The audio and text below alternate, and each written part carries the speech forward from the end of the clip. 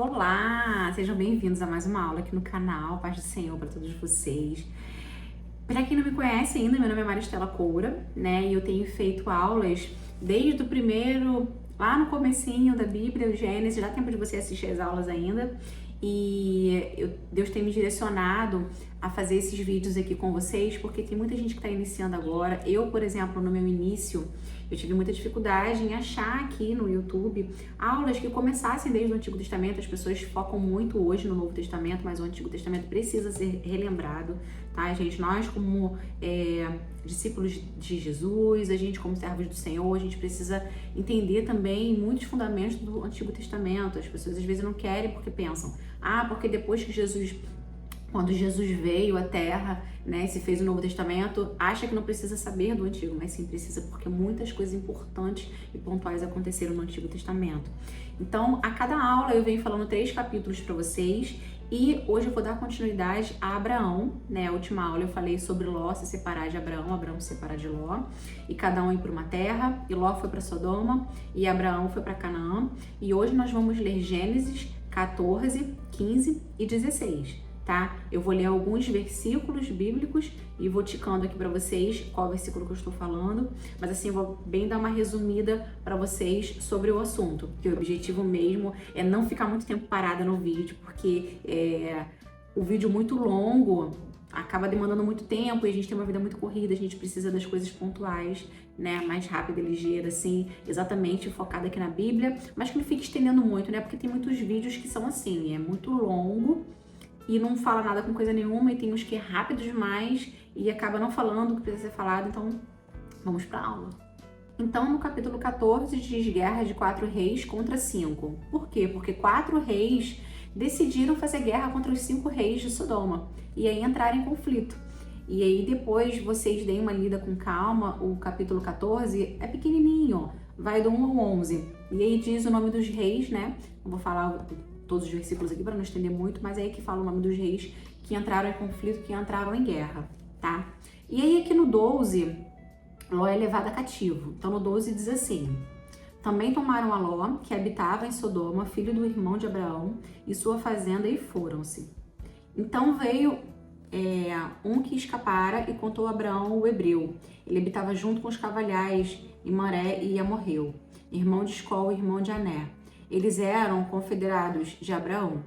E no 14 diz assim: ouvindo, pois, Abraão que seu irmão estava preso, armou seus criados, nascidos em sua casa, 318. Gente, 300 pessoas que moravam com Abraão. Alguns, fora os outros. Ai, meu Deus. E os perseguiu até Dan. E dividiu-se contra eles de noite e seus criados, e o feriu e perseguiu até Obá, que fica à esquerda de Damasco. E aí, um dos reis que entrou em conflito com Sodoma, o nome dele é Melquisedeque, que é o rei de Salém, ele trouxe pão e vinho para Abraão e o abençoou. Este era sacerdote do Deus Altíssimo. E abençoou-lhe, dizendo: bendito seja Abraão do Deus Altíssimo e possuidor dos céus e da terra. Bendito seja o Deus Altíssimo que entregou os teus inimigos nas tuas mãos e deu-lhe o dízimo de tudo.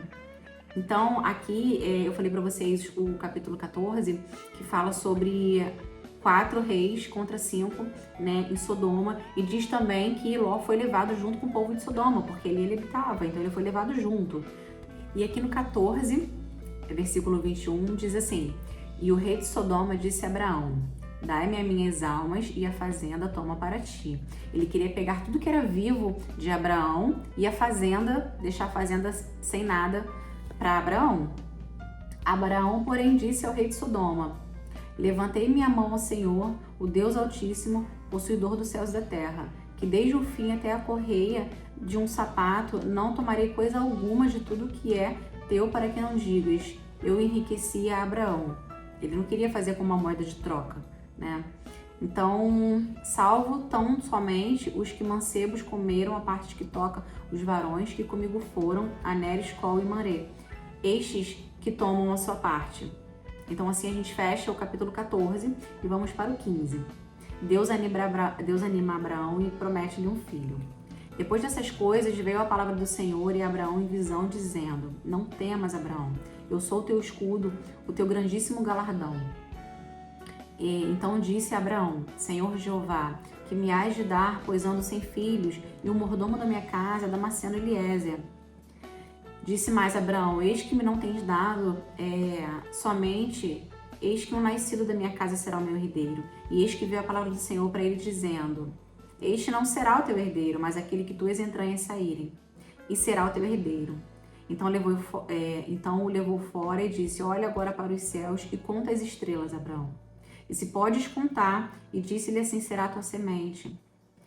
E creu ele no Senhor, e foi-lhe imputado isso por justiça. E disse-lhe mais: Eu, o Senhor, te tirei de Ur dos caldeus para dar-te esta terra, para herdaste. Então aqui Deus está falando para Abraão, para ele não temer, para ele não se sentir triste, porque Deus vai dar um filho para ele, porque ele falou para o Senhor que só tinha o mordomo que tomava conta de tudo dele ali.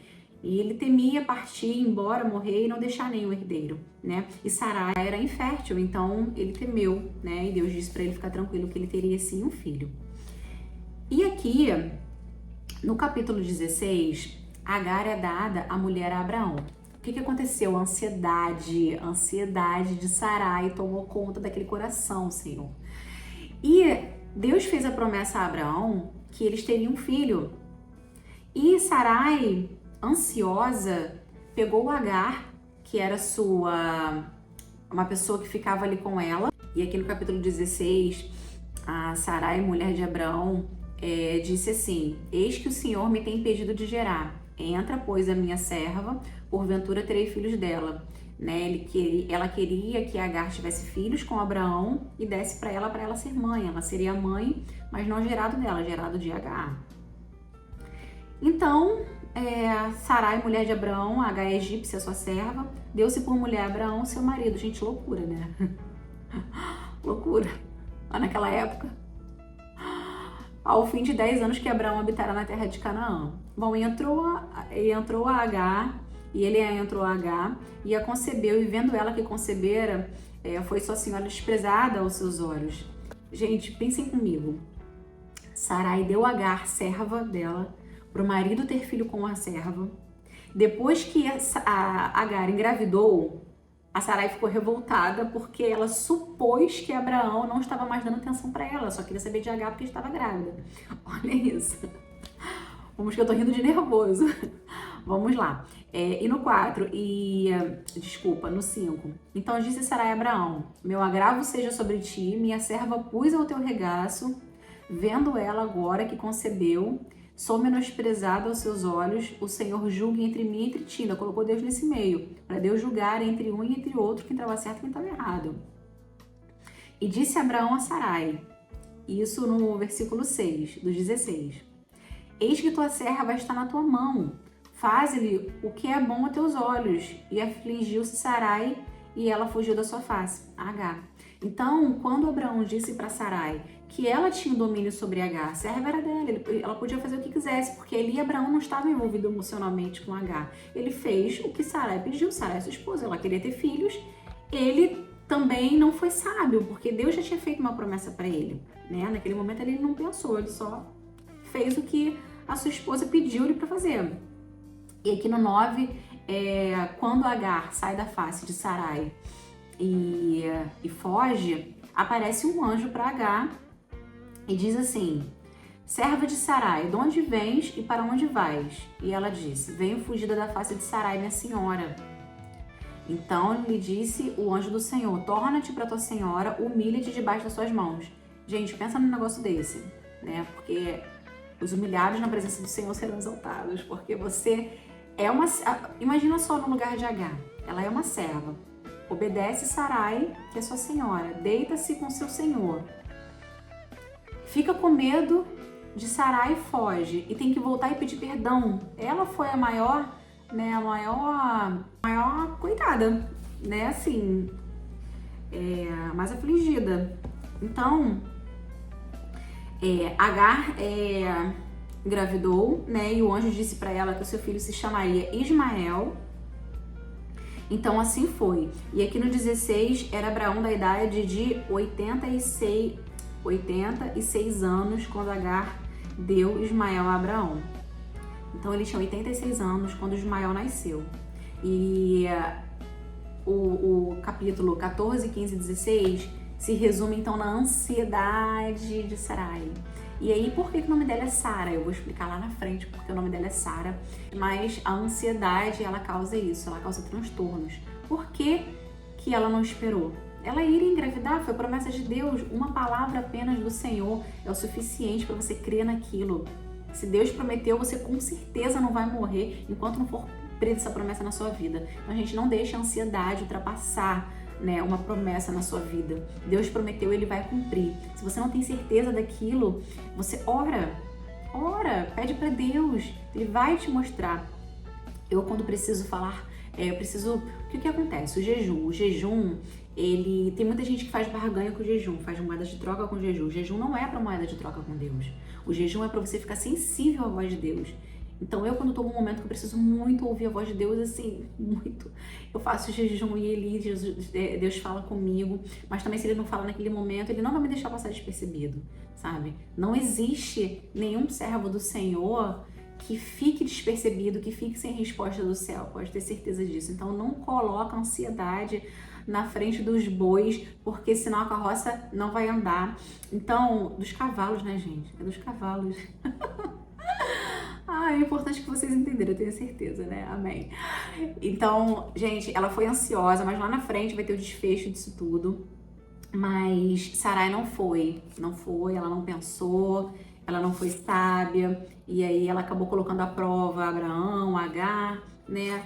E é isso, gente, não coloque a sua ansiedade na frente de qualquer coisa. Sugiro que vocês leiam a Bíblia. Para quem não tem tempo, fica aqui comigo que toda semana sobe vídeos no canal sobre as aulas. Já ativa o sininho, já se inscreve no canal, tá? Então eu fico muito grata de estar aqui com vocês, conseguindo edificar vocês com alguma palavra que seja pontual para vocês no dia de hoje, vocês me edificando com a presença de vocês. É esse o objetivo aqui, discipular vocês, ser discipulada, tá? Para quem começou agora, né, na leitura bíblica, vai acompanhando as aulas, volta lá no começo, são aulas rápidas e pontuais, sem ficar aqui muito tempo, porque eu sei que a vida é muito corrida, tem gente que no ônibus, no avião, no trem, vai ouvindo, coloca um fone de ouvido e vai ouvindo as aulas, que é bem legal, tá bom? E para você que tem tempo para dar uma lida na Bíblia, ou para você que não tem tempo, mas quer encaixar a Bíblia no seu cotidiano, vai degustando a Bíblia, vai lendo de pouco em pouco, não sai lendo por ler, porque você vai entender algumas coisas, com certeza, mas cada versículo é pontual para algo que Deus quer falar com você,